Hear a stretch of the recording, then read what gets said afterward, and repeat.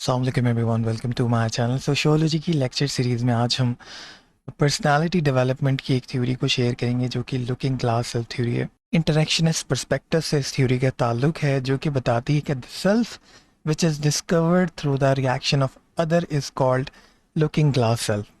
अब इसको आसान ज़ुबान में मैं आपको समझाता हूँ कि पर्सनालिटी डेवलपमेंट एक कंटिन्यू प्रोसेस है जो कि थ्रू आउट द लाइफ चलता है। और ये पर्सनालिटी डेवलपमेंट जो है वो बेसिकली रिएक्शन से प्रोड्यूस होती है, यानी दूसरे आपकी तरफ क्या रिएक्शन दे रहे हैं उससे ये पर्सनालिटी डेवलप होती है according to looking glass self theory.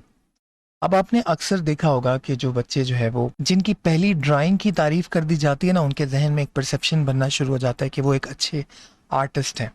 इसी तरह जो है वो अगर आप किसी बच्चे की क्रिएटिविटी को एडमायर करोगे, उसको अप्रिशिएट करोगे, तो ये जो क्रिएटिविटी है ये उसकी पर्सनालिटी के अंदर इनकलकेट होना शुरू हो जाएगी।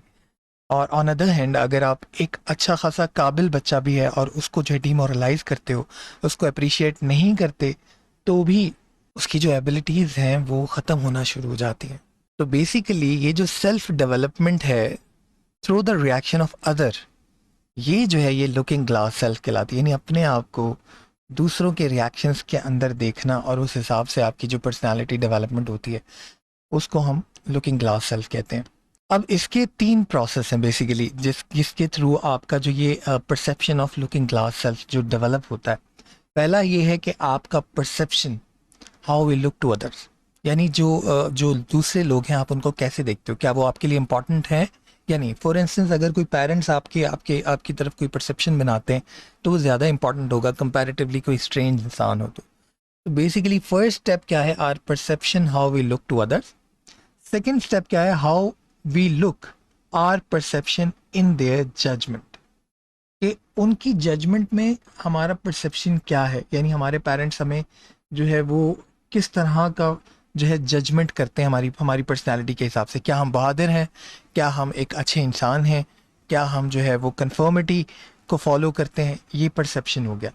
तीसरा स्टेप क्या होगा कि about their judgement of feelings, कि हमारी फीलिंग्स क्या हैं, कि हम उस जजमेंट को किस तरह से अपनी पर्सनालिटी में इनकलकेट करते हैं, किस तरह से हम उन परसेप्शन उन जजमेंट्स को समझते हैं, हम किस तरह से अपनी फीलिंग्स में इनको इनकॉर्पोरेट करते हैं। इन तीनों स्टेप्स के बाद हमारा जो लुकिंग ग्लास सेल्फ का परसेप्शन है वो बिल्ट होता है। ठीक है जी।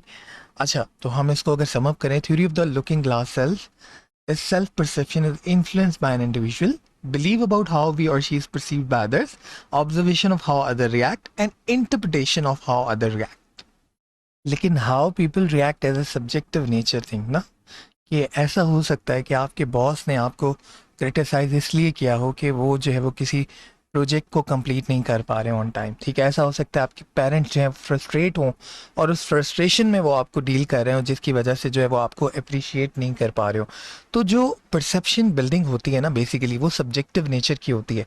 इसलिए सम टाइम जो दूसरे लोगों के परसेप्शंस होते हैं वो एक्चुअल जजमेंट से अलग भी होते हैं। ठीक है, हो सकता है आपका बॉस या आपका टीचर आपको एक काबिल इंसान समझता हो, लेकिन जिस मोमेंट पे आप उससे इंटरेक्ट कर रहे हो या आप ऑफिस में इंटरेक्ट करते हो तो ऑफिस में वो आपका बॉस काफ़ी फ्रस्ट्रेट रहता है तो उसी हिसाब से आपको डील करता है। तो जो परसेप्शन बिल्डिंग होती है ना वो हमेशा एक्यूरेट नहीं होती।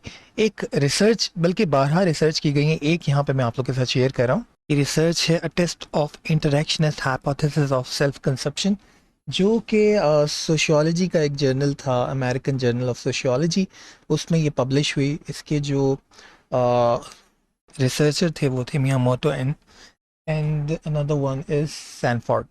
इन्होंने ये रिसर्च कंडक्ट किया और इनके हिसाब से देखें self perception closer to group perception, यानी ये वो परसेप्शन थी जो कि उन्होंने समझा कि जो उन्होंने सेल्फ कंसीव्ड की कि जी दूसरों के परसेप्शन हमारे बारे में ऐसे हैं जबकि एक्चुअल परसेप्शन जो है वो डिफरेंट थे।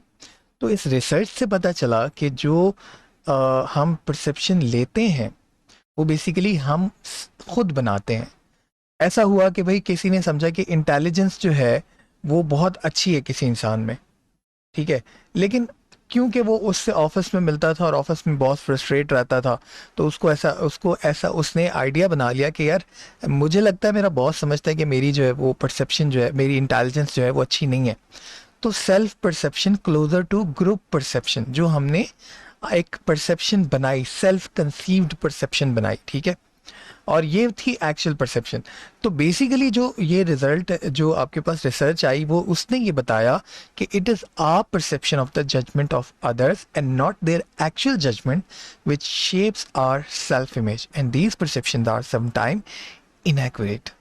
तो बेसिकली इससे हमें क्या हमने कंक्लूड किया कि हमारी परसेप्शन डिसाइड करती हैं कि हमारी पर्सनालिटी डेवलपमेंट कैसे होगी, हम कैसे लोगों को परसीव करते हैं, हम कैसे लोगों को जो है वो अंदाज़ा लगाते हैं, हम उनकी उनके बिहेवियर से हम कैसे जो है वो परसेप्शन बिल्डअप करते हैं, ये मैटर करता है। ये मैटर नहीं करता कि वो कैसा सोचते हैं, क्योंकि एक्चुअल जजमेंट जो है उससे हमारी जो परसेप्शन जो हमारी जो परसेप्शन बनाई जाती है वो समटाइम डिफरेंट होती है।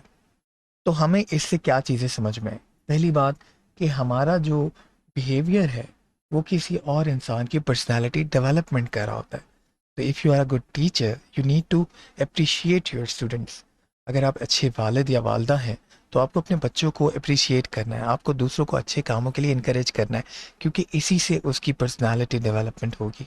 सेकेंडली जो आपका जो बच्चे हैं उनका जुवेनाइल डिलिकेंसी का जो पूरा मैटर है वो भी इसी के ऊपर है कि जी आप उन बच्चों को बड़ों के साथ, क्रिमिनल के साथ जो है वो ट्रीट नहीं करो, ताकि उनको ऐसा फील ना है कि हम जो है वो क्रिमिनल्स हैं। लेबलिंग थ्योरी भी यही कहती है कि जी आपने बार बार किसी को लेबल नहीं करना। तो आप जब किसी से इंटरेक्ट करते हो तो you are gonna influence his और हर पर्सनालिटी, कि वो कैसे आगे अपनी पर्सनालिटी को जो है वो बिल्टअप करेगा। तो ये थी आपकी coolie and the looking glass self theory. आखिर में आज का पैगाम, अल्लाह ताला ने आपको बहुत सी सलाहियतों के साथ ज़मीन पे भेजा है ताकि आप उन सलाहियतों को इंसानियत की बेहतरी के लिए इस्तेमाल करो। लिहाजा अगर आप में कोई अच्छी सलाहियत मौजूद है तो उसे इंसानियत की बेहतरी के लिए इस्तेमाल करें, ताकि अल्लाह ताला की दी गई नेमतों का शुक्र अदा किया जा सके।